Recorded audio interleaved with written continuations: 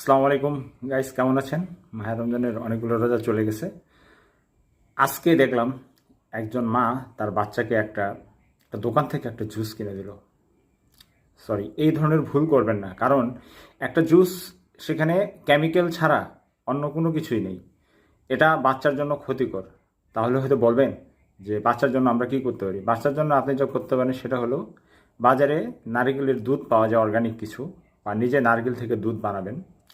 সেটাতে খেজুর মিশাবেন, বাদাম মিশাবেন, খাঁটি মধু মিশাবেন, একটু পিঙ্ক সল্ট দেবেন, হলুদ দেবেন।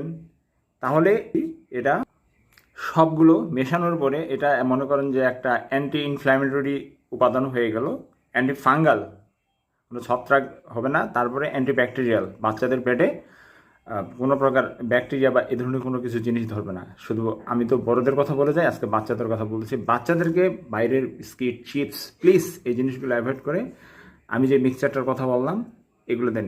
নিজে না খান, অন্তত বাচ্চাকে বাঁচান। বাচ্চার জন্য এই জিনিসগুলো কিনবেন। যদি কোথায় কিনবেন, কীভাবে বানাবেন, সরাসরি আমাকে হোয়াটসঅ্যাপ করতে পারেন, অথবা মেসেঞ্জারে মেসেজ দিতে পারেন, বা যে কোনোভাবে আমাকে সরাসরি কল দিতে পারেন।